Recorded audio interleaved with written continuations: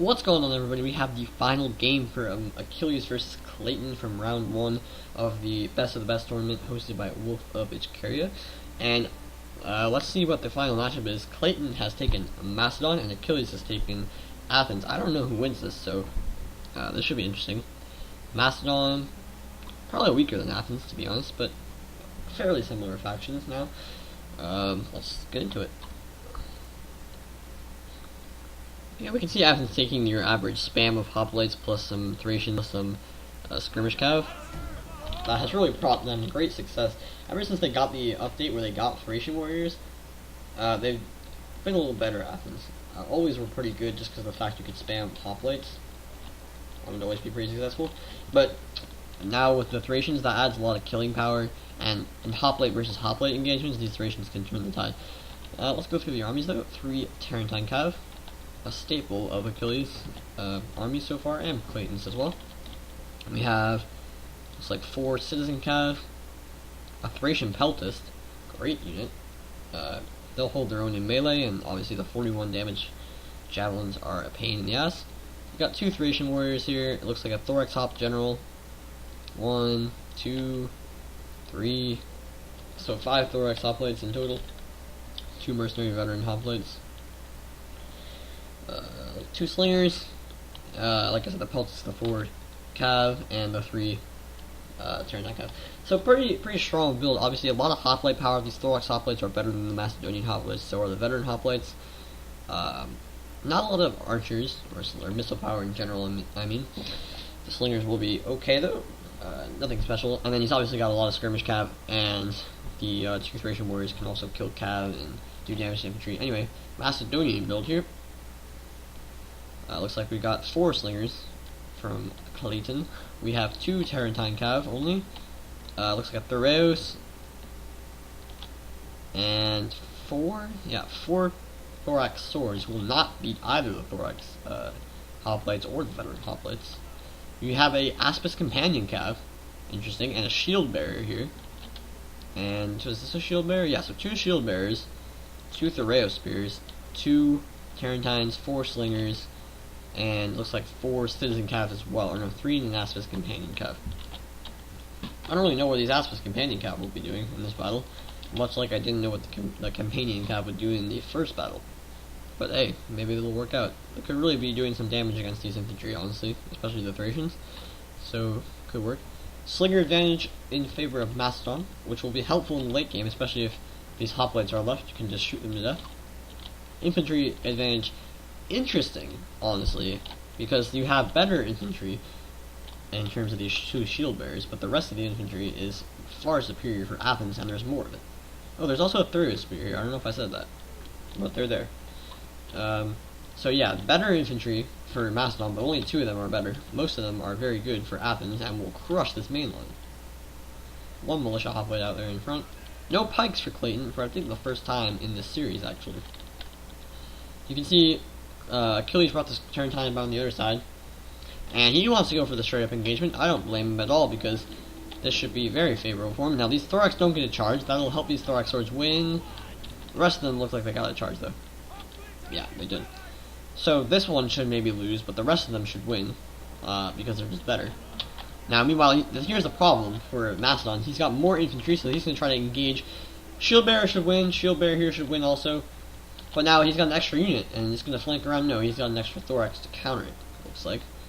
But his general is also doing nothing by engaging doubly here. I think he realized that this unit was going to lose, so he doubled up with his gen. Now, of course, smart play by Achilles here was charging in fast. Now the slingers are useless. And meanwhile, look how much Klayton is dedicating to Achilles' 2 Tarentine cav. This is not good for him. Because he had... Does he have more cav? No, I don't think he had more cav, but he had about even numbers. He had his own Tarentine cav, why not just screen them? Meanwhile, this will be good for him. These Thoreos spear go into square, and then he gets a rear charge here. He needs to make sure these cav don't get in the rear lines. If his slingers can focus general, that would be optimal, I would say. Meanwhile, on the flank, some cav battles. But now these Tarentines have not been kept in check at all, and they're going to be able to shoot in the rear here. A Thoreos and the militia hoplite also chasing when they could be super helpful here. Now, the Thracian warriors being put to excellent use here against the shield bearers. They're down to 66 men. The Thracian Warriors got 43 kills against the Shield Bear. That's insane. That's how good these guys are. That's what I was saying. In the hoplite versus hoplite battles, they're going to be really good. And look at this. He had 2 Thracians, and they're both against the Shield Bears, who also, oh, this is so unfortunate. They got Shield Bug, and they're going to lose that fight horribly, horribly. But the use of the Thracians was so smart from Achilles to charge in here also. The 2 battles that were going to be hard for him, that's what I said at the beginning. 2 of the infantry are better for Macedon, the 2 Shield Bears. But guess what? They're being killed by Thracian Warriors, the 490 talent, or whatever money system you use. The 490 denarii guys. Just absolutely slaughtering the Shield Bearers. Look at that. 40 kills on these guys, and 70 kills. They have a chevron, obviously, from all that work.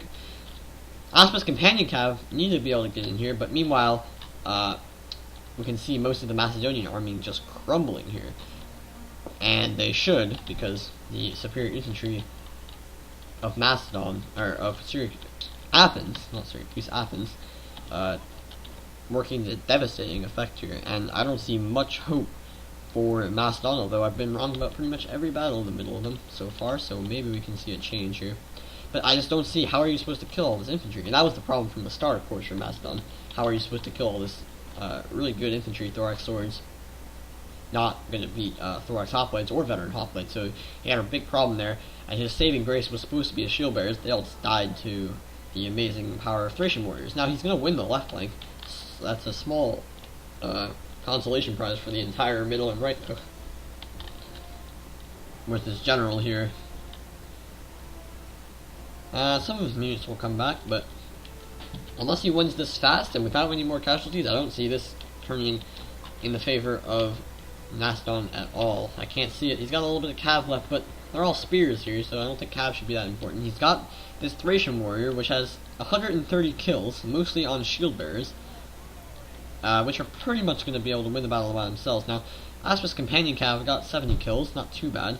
We can see the citizen cav clearly doing well for themselves. Must have gotten into the slingers, because there were 4, and now there are none.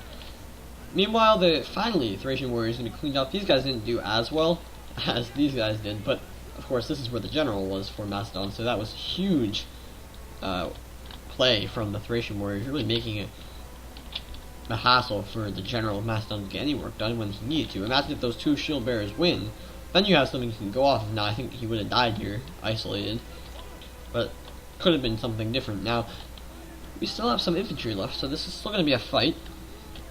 Classic here, the Thracian Peltis getting in dirty against the Tarentine Cav. They will win this fight most of the time because they're Thracian Peltis and they will kill most cavalry. Meanwhile, though, this hoplite just bravely standing up while the rest of the Macedonian army dies. And now this is 2 units that Klayton really wishes he had in the fight here. His Thurio Spear is going to die to any of these units pretty much, and he has the general and the Thracian warrior on the flank, which should come around and win the battle. I mean, you can see there's like, what, 1, 2, 3, 4 hoplites here, a Thurio Spear, the Thracian warrior, 2 units of cav, the Thracian Peltis. There's so many units. He's got this also Tarentine cav. So there's no way that it would take so many units to get through all these hoplites that can just stand and fight forever. They will never die, you know. Meanwhile, Aspa's companions, they did well for themselves, but only in the fact that they got kind of easy kills. Now he's forced to commit here. Smartly uses his javelins here, though. Is he aiming at the Thracians? I guess I can't really tell. And now, of course, the Tarentine cav are in the back. He's got 2 Tarentine cav. That's something that Klayton did do well, is use his Tarentine cav better than Achilles, because he had only 2, but if he had screened them back here the entire battle, and instead of losing them, I don't know where he lost his Tarentine cav, but he did, clearly, then he would have been fine. Now, these thorax hoplites are staying alive here. They don't want to rout. They don't want to go to Athens, I guess, disgrace, so they're going to stand and fight, which is important because this huge thorax sword unit, the biggest left on the field for the forces of Macedon, now is unable to do anything. Rear charge is coming in. Again, these Tarentines are medium. They don't have shock. They're not shock cav or even melee cav, but the impact damage is big in and of itself. And of course, the Macedonian forces will just rout here because there are not enough of them. So it looks like Aggony Achilles will be the winner of this epic first round matchup. pretty much every game was really interesting, and a couple of them really turned from where I expected them to go. So that's good. It's good to see some kind of crazy turns of events, especially with that Egypt one. That was crazy. I think that was game 2, maybe game 3, one of those two. That was crazy, and now we see the Athenians triumph on the day. What a great series, though. 5 games, all of them were contested, and close and interesting especially, which is always great to see. But yep, looks like Achilles moves on. And we can see here the Thracian warriors with 187 kills. All of his infantry did really well. 2 of them died, but that's not really a problem. As you can see, these infantry did absolutely nothing. This one thorax sword was the only one that was able to do anything. All these guys did terribly. The shield bearer, I guess, did okay. But the general died so badly because they faced up against these Thracian warriors. The cav for both sides was pretty even. I guess I would say maybe better for Athens because you had an Aspis companion, so cheaper, getting around the same amount of kills. And of course the Tarentine cav for Achilles through pretty much all the battles, especially the ones he won, were extremely effective. They just never died, got their kills, and were just always in the rear lines, causing problems. At that one point we saw these 2 cav, a citizen cav, and militia hoplite all chasing these 3. There was like 2 of the 3 Tarentine cavs, so they were a big nuisance, clearly. Some of these guys didn't get a lot of kills, but they were mostly all alive, so that's not a big deal. And these veteran hoplites obviously did well for themselves, half strength over like around 100 kills each. So yeah, interesting battle. Thanks for watching. See you guys next time. I guess Achilles wins this one. Some interesting games. Thanks for watching, and see you guys next time.